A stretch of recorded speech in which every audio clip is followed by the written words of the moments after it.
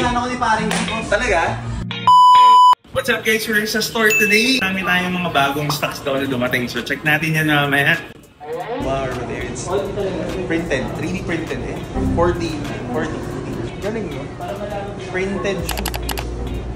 Ganda rin itong i-rock guys. Pero hindi sa outfit ko today. Siguro different outfit, something more active tingnan siguro. Kasi yung bago yung Gigi. Dumating. Ito nga to. Oh. Meron na ako. Ano ang size ko? Hindi, iba yan. Hindi mo yung green. Iba yung green ah. Ah, ito! Uy! Ay, hindi mo to. Astig, diba?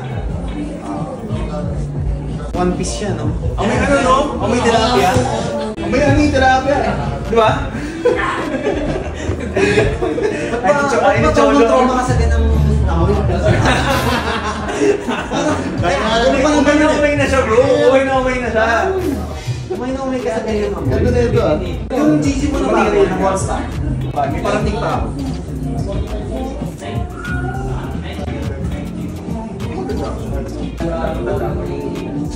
Yung leather. Yung leather. Pero hindi ka kasi makakita eh. Yung ganyan, ano kayo, sporty ka eh. Hindi ka bagay kasi sa'yo eh. Sporty nga na. Maganda rin. Maganda yung pala.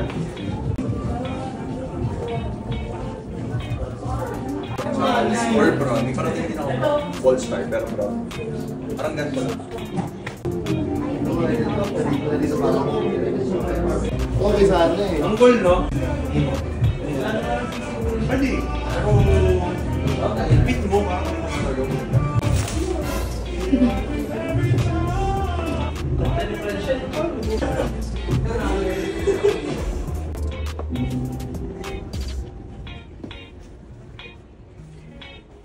Luwagan, kailangan luwagan.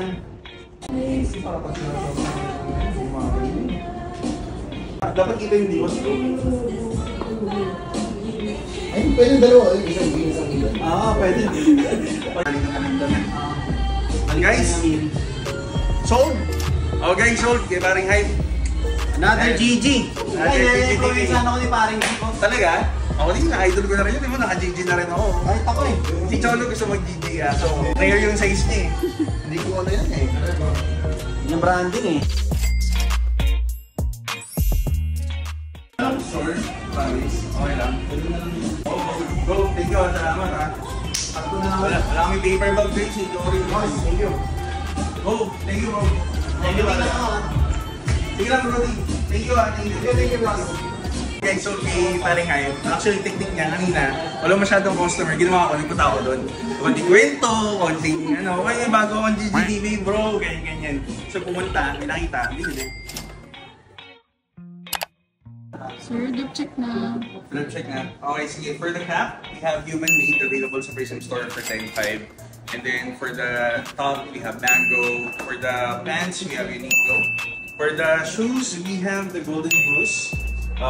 Superstar, guys. It's available for 35,000 sa Prism Store. And for the watch, we have the Patek.